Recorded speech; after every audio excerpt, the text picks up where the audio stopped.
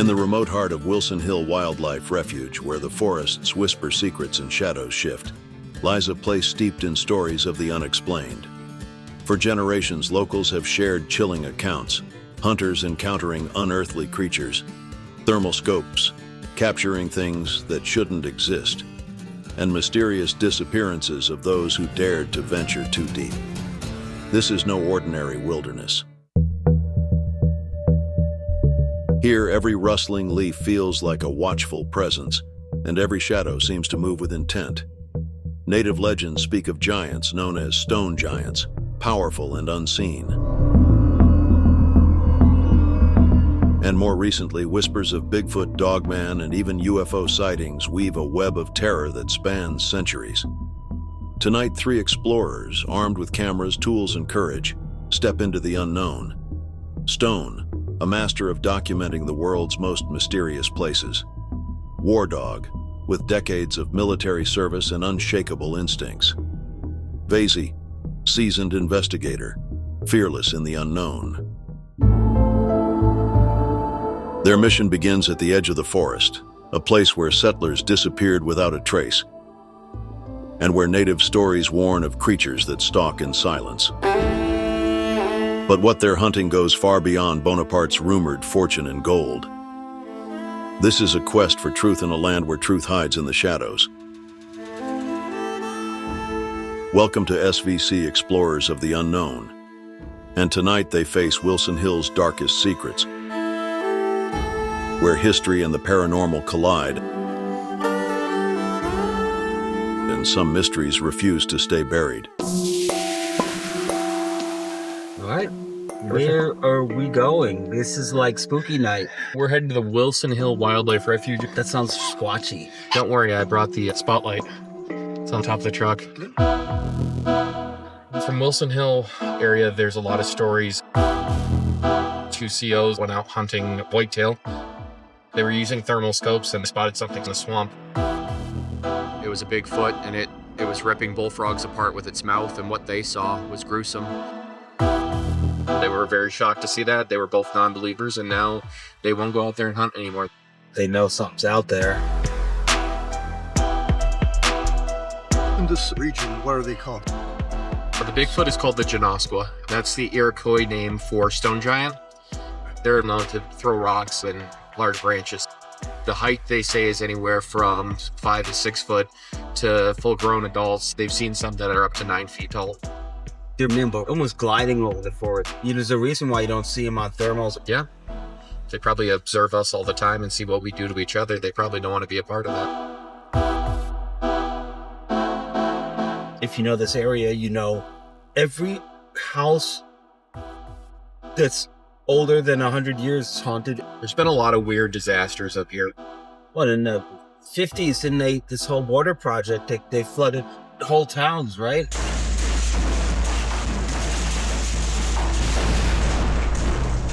Yeah, there was whole places in the St. Lawrence River, villages that had to be moved, graveyards that were removed, but bodies weren't. Right, exactly. And then all the Native American sacred sites just got flooded over. It's still underwater.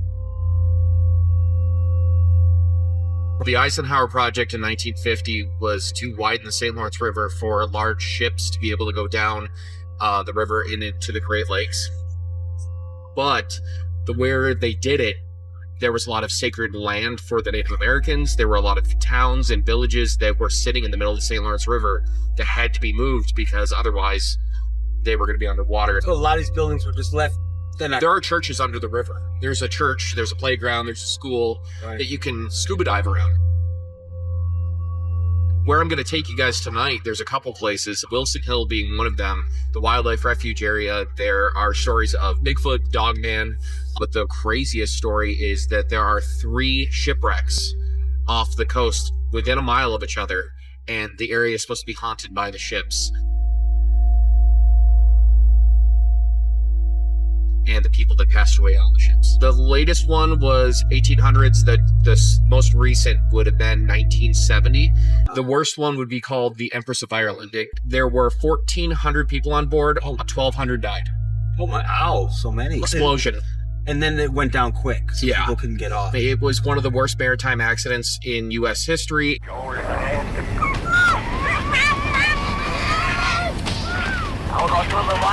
Clicking this camera on for our angle here. We're now going to go handheld with it. That's what we do. We use one camera. We use an old Sony flip out.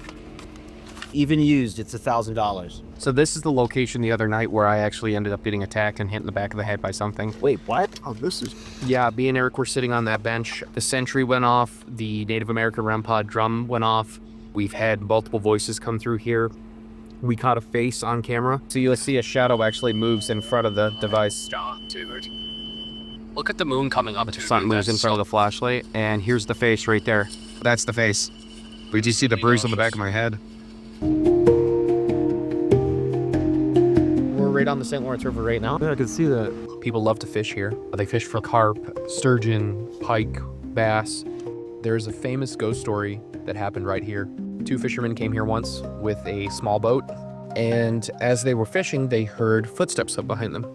So they thought, could it be the game warden? Or they could come out and check my fishing license. They turn around, and it's a woman in a white dress, barefoot, just walking. That's scary. I got some more stories from the Akwesasne Mohawk Reservation about these witches of the water. They are almost like a siren succubus. They try to lure men into the water. There was a gentleman, he was 80 years old. He said him and his uncle were actually fishing underneath the bridge. As they were going through underneath the bridge, they looked over and there was a woman in the water. His uncle jumped in to save her. And he started to get pulled down by something unseen. She disappeared. It lures you into the water. It makes it like it's helpless. Gets you in the water and then pulls you down. Why? And they said that it's only men that it does it to. We're gonna bring out the sentry. Motion sensor activated 360 degrees. This is a REM pod. This detects EMFs. This is a mini sentry. So it's a 360 degree sensor. So if you come close to it? Yep. So see how it's going off? REM pods are basically used for energy detection. You have a couple of different energy sources. You have EMFs, magnetic fields. Equipment that we have is the K2 EMF reader. There's natural sources as well as like electrical sources, overline sources, things of that nature. It also has sound to it. These are sentries, and basically they work on the same idea as far as putting off a radius. These on. This is what was going off the other night when we had it on the park bench over here. All right, let's get the equipment set up and let's get eyes on it. Anything comes through, it's not us, right? I'm going to put the sentry the same spot I put it before. The sentry was here. The Elite Pro Stick was behind the bench, facing towards the trees. Okay, so let's back root up. Yep, got that one set. You're going to turn that.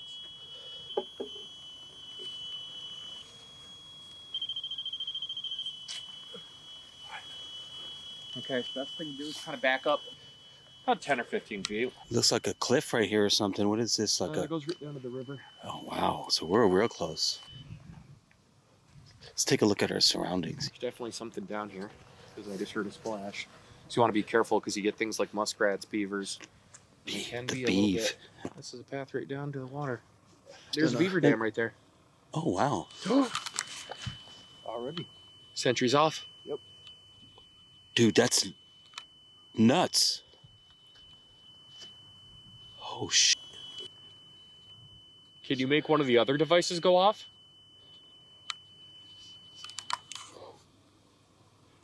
What?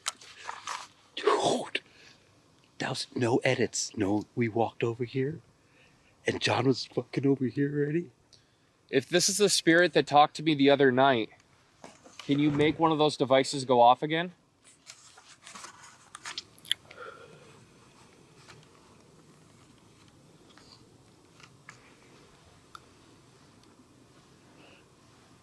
Goodness.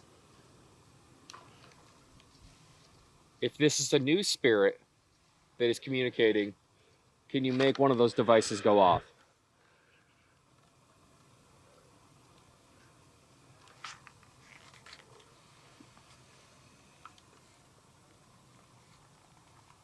What? If you're the angry spirit that attacked Jack, can you make any of those devices go off?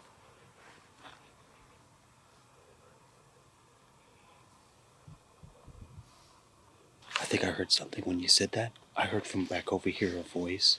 So let's do that again, but also get our ears up. The weird part was when we turned and looked this way. Yeah. That's when it went off. Yeah. Maybe we do it again. Let's see what happens. Let's flash our flashlights this way. Okay, so it's behind us now, as we see. And we're talking about the beaver dam. That's just where we left off, right? Yep. All right, so hold on. Again, that's crazy. Something about the beaver dam.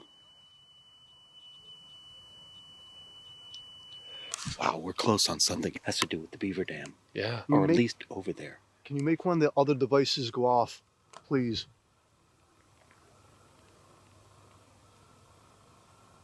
Let me get some focus on it.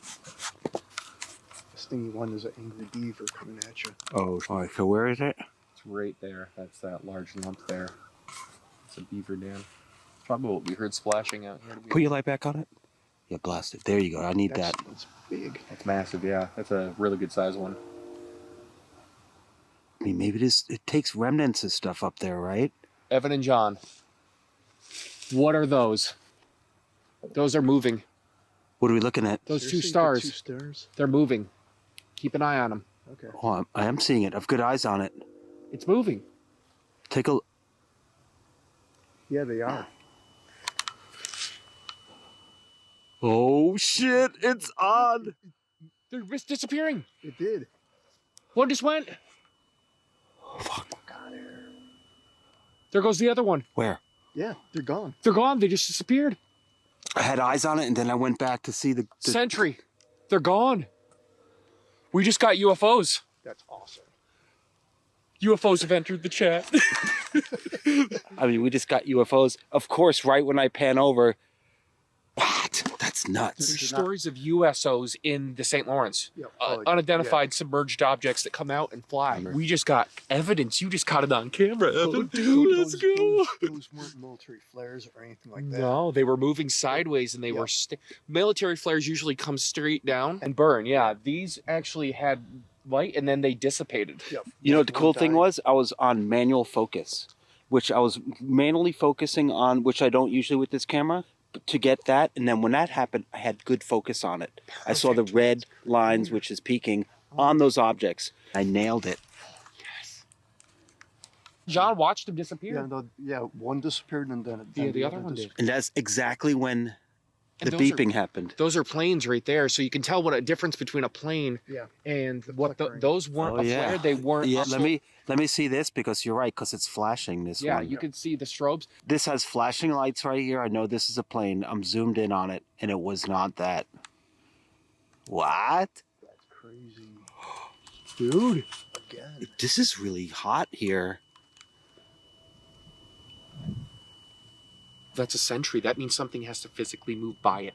And so we're getting paranormal activity and unexplained UFO activity. John, does it happen often? It's a UFO, and now we have paranormal activity, or maybe that's not paranormal, maybe that's UFO as well. What's going on here? It happens. UFO activity as well as paranormal activity. Some say even Bigfoot, Sasquatch is related to UFO paranormal activity.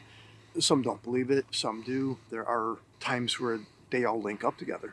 UFOs and Bigfoot are sighted within the same areas. Dude. Same time frame. The best part about you saying this right now is we're a quarter mile from where I'm about to take you, where the Bigfoot sighting and Dogman sighting was. UFO sightings here, and we have paranormal sightings here. So across the way here. Yes. This is where we're headed. That's where we're heading next, is across that land bridge. And what's on, is it an island on the other side? It's a giant island, but over here, there's 3,500 acres of wetland, and it's where people have seen large bipedal creatures.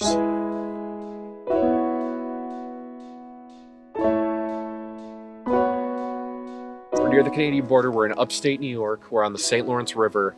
We have just seen 2 UFOs. We have paranormal experience, and then we have Bigfoot, Dogman sightings right down the road. This is Like you said, Evan, this is the honey hole. Yeah. This is our honey hole. This is our Oak Island of paranormal. It's like you just got to walk outside your house. And that's enough. This is really remote stuff. Besides things that go bumping at night, there's bears, there's moose. I've been warned, watch out for the moose. We get loud, right? Make your size. Hey bear, hey bear. Yep. Ooh, There was something in that hedge. right when I said hey bear too. It's the angry beaver. It's the beeves. Now this thing. Let me ask it. Did you just make a noise in that hedge? If so, can you turn on that device again? Come on. Right when you want it to come on, it never does. It knows.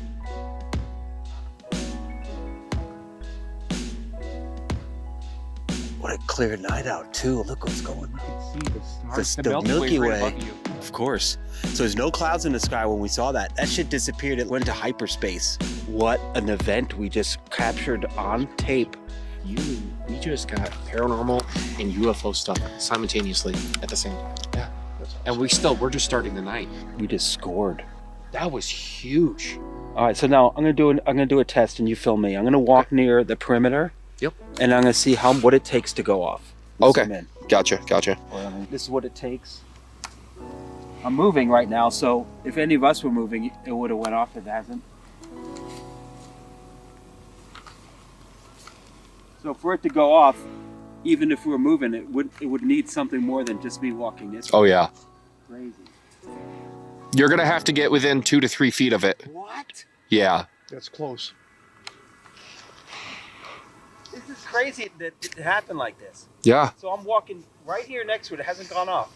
So you're saying it takes 2 feet? Yeah, go right up to it. Just you'll see when it goes off. Oh my God, this See? close? Yep. Oh, there's no way we took it off.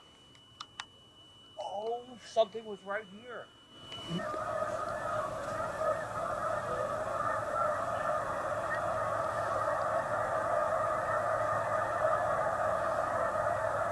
Holy shit. Shh, that's crazy sounding. Let me get more of it. Because I hear a whoop in between.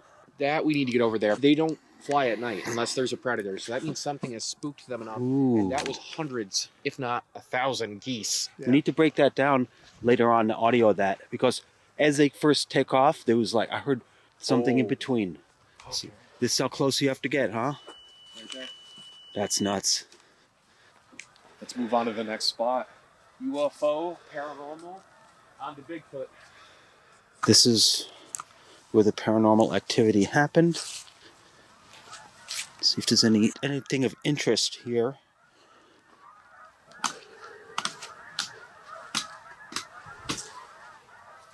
There was a plaque here in loving memory of Captain Danny Seasot.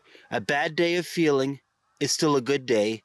They call it fishing, not catching. It's about 20 feet from here to here where this happened. So this is interesting. Crazy. You have to get about 2 feet close to it before it starts, and that's something else.